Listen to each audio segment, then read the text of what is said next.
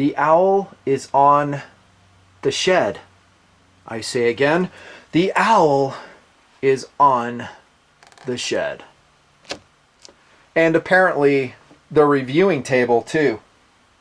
At least it's been that way for a while. And the TMP Shark Elite patch. Just for some background color.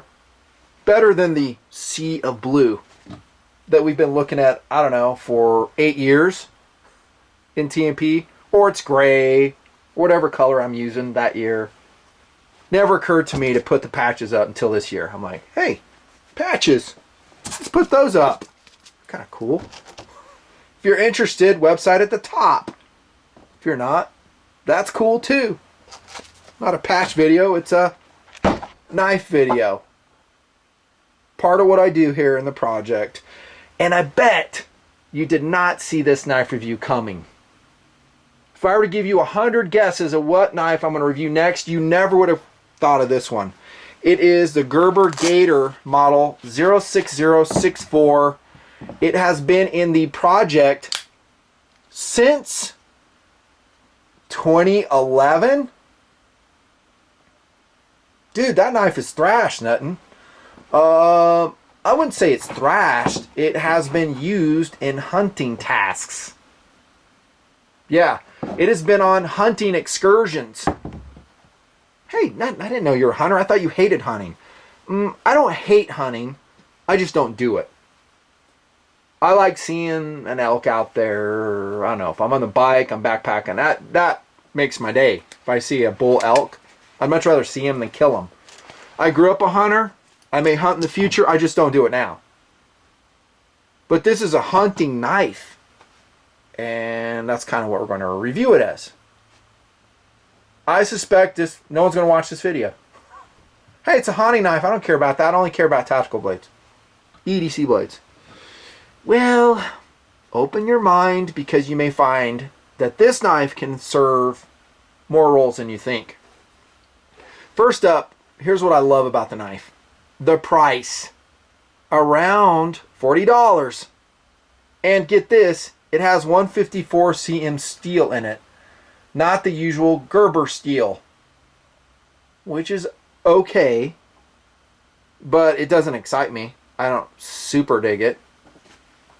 It's a good steel. And I guess since we're here, we'll talk about it now. And this is why I left the blade dirty.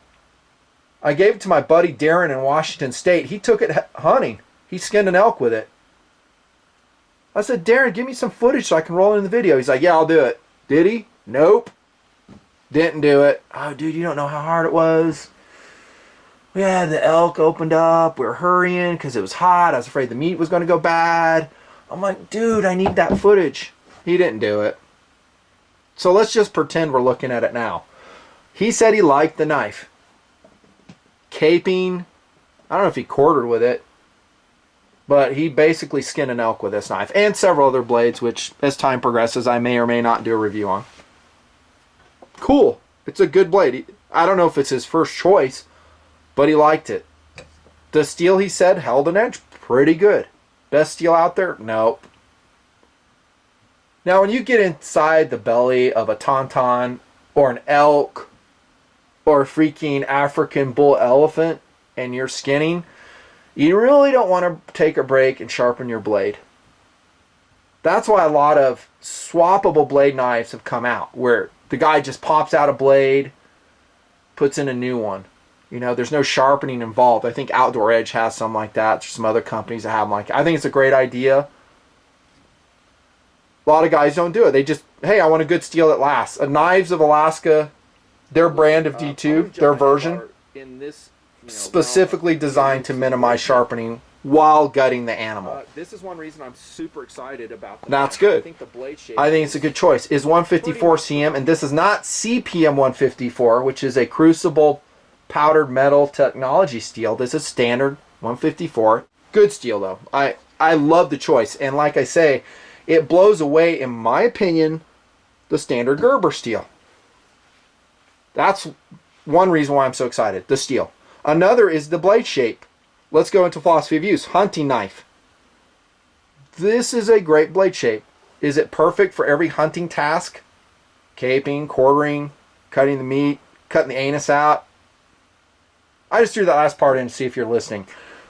I don't know, do you cut the anus out on a freaking deer? Don't they got that pulling tool? You put like that freaking plug in there and you pull the ass out of the deer?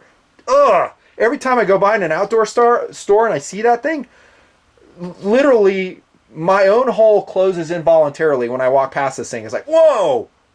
I can't imagine that thing going up on your inside. That's harsh. But hunters use it. I guess you got to pull the ass out. Sorry for my French. I don't know. You do that with this knife? I don't know. I haven't skinned a deer in so long. Can't even tell you when. I grew up doing it. Elk too. Yeah. One thing you don't want is crevices in your knife. We're talking philosophy of use. We're talking hunting. We're talking basically a meat preparation tool.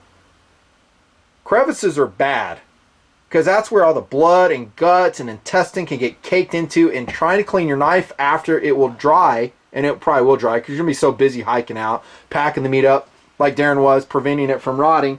You're not going to clean your blade. You'll get home, you're like, oh, it's all dried in. I'm trying to see if I have a knife here that has this. SOG Spec Elite 2 Auto. Not a hunting knife, but I mean, can you imagine getting it all packed in here? Guts and blood dried. I think you get the picture. Nightmarish. The Gator is clean. It's no crevices. Really pretty simple. Yeah, it's a folding knife. Yes, you can get crap down in here. Cleanable. Yeah, you can clean it. Speaking from experience, you can do it. Yeah, camp knife. Absolutely. Oh, let me go back to hunting. One thing I was going to tell is the blade shape. There's specific specialized blade shapes for hunting in this world of awesomeness that we live in for knives. You know, pick your poison. I think a drop point is pretty functional. You know, there's specific caping ones. Heck, they have a fixed blade gator with a gut hook on it. You can go for that. But I think as an all-arounder, it's pretty helpful. Like Darren, my buddy, and I will talk about skinning animals because I'm always learning about blades, and he goes, he doesn't like the sharp tip because it'll penetrate intestines. He likes something more rounded, more upswept. Not this knife, the drop point. He was another one I gave him that had a real upsweep to it. He wasn't digging it so much. Camp knife. Absolutely. EDC knife. Maybe. Maybe. Hey, it doesn't have a clip, nothing. That sucks. I said this in another review, is on the grip light. We kind of need to expand our knife appreciation just a little more. Just because we all love, I say we all, TMP Knife Nation, we love the tactical blades, right? And that's kind of how we define it. And I've been pushing the tactical blade here excitedly for the past 8 years. I mean, I just love it. Clip, fast, cool, sexy, militaristic. We're drawn to it. We like it. Apparently, so are thousands of others because they sell. This isn't as sexy. It ain't. It's functional. It's first kind of cool. Doesn't have a clip. Has a somewhat blocky rubber handle on it. EDC knife? Well, it comes with a pouch. Right? You decide. You know, carry it. Hunting guys are not necessarily knife guys. Did you know that? They might be bow and arrow guys. They love their bows. Maybe they're gun guys. They love their bolt action rifle. Knives, maybe not. I just need a knife to skin with. Hey, look at that Gerber. It's $40. Walmart's got it. Sold.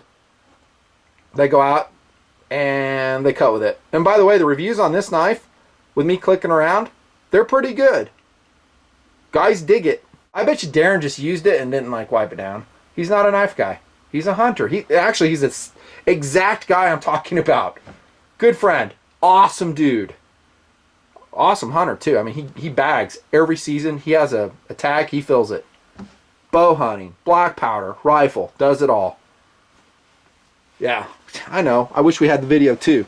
Come on, Darren. Wake up, dude. EDC, I would say absolutely.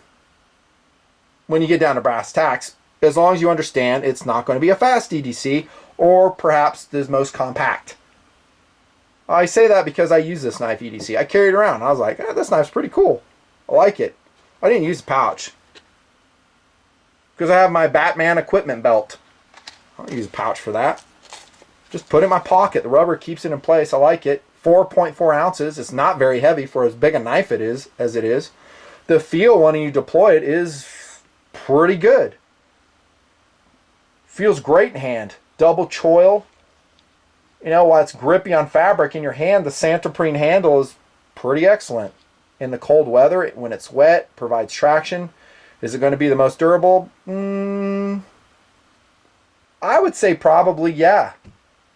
The only time I've really had trouble with Kraton handles, Santoprene in this case, is like the Cold Steel Trailmaster. When I'm really abusing it, putting a lot of wear and tear on it, splitting wood, hacking with it, I get a lot of abrasion. I think skinning, you're going to be pretty much locked into place. It'll wear fine. Love the blade shape. You have flats right here for sharpening it. I have not sharpened this one. I will when the video's over though. Hey, subscribe to my Twitter and I'll show you a picture of it after I clean it up. That'll be cool. I'm actually starting to do mini Twitter reviews too. Just little things, throw them out there. 2-sentence reviews, couple pictures. Twitter account, Nutnfancy, look it up. How about speed? There are no thumb studs, you may have noticed. But it's going to be a pinch deployment, like that. Swap your grip. I'll go back to what I said about the tactical blades. What else do I have hanging around here? Well, I just reviewed this. The awesome Boker Plus Stingray. I mean, the tactical blade's about speed, it's about functionality, it's about reach, it's about, in my opinion, traction. But that's a tactical blade. You know, if we expand our horizons, not everything has to be tactical, and nor does everything have to be like super fast. I bet you the average hunter doesn't give a crap.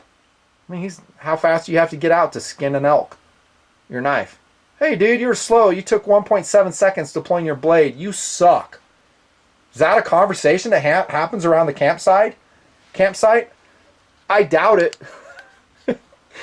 I say this because, again, in our little knife community, sometimes we maybe lose perspective of the big picture. Deployment is, again, pinch cut. You know, can you do it that way? Yeah. I would like it to have thumb studs. I'm not going to say I wouldn't. I would like it. It would be cool.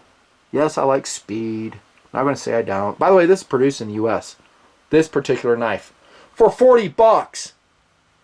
I think it's U.S. produced. I'm pretty sure. I mean, it says it right there, Portland, Oregon. Lockup. It's a standard lockup. And there's no movement whatsoever, even after, I don't know, 3 years of testing? By the way, that was not continual testing. It was a couple outings and EDC use. Just so you know. Strength is good. Standard lock back. It's not a triad lock. You know the score on that. I love, by the way, that did not make this knife thick. To me, this was designed by someone who's actually gone hunting. Who's actually used a knife to cut meat and slice, do camp tasks. Do you need a 1/4-inch thick blade to do those tasks? No. In fact, I will submit to you that it will hinder those tasks. It will not be a great slicer because it's too dang fat. It is flat ground, by the way, which I love. Love it, love it, love it. That's excellent. You know I love FFG. Cool. Ergonomics, I'll say, once it's deployed, once it's in hand, are pretty darn good. There is no thumb ramp. There is no jimping. There is no clip.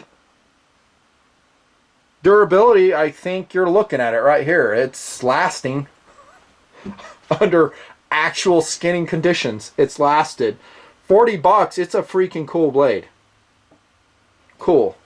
Great hunting knife. Great camp knife. You make the call on EDC. Is it my first choice on EDC? Come on now. What do you think? No, it's not. Here's a look at the sheath, by the way, in case you're interested. Boop, boop, boop, boop, boop, boop. Not Molly. Super light, though. The whole package is light. Super lightweight. Easy to integrate for that. And I think we might want to throw in a philosophy of use of backpacking blade. I generally like a 2.5 ounce knife there. But look at the size of blade. You can spread peanut butter with it, do food preparation, skin with it, obviously. Limited cool factor. Still love it.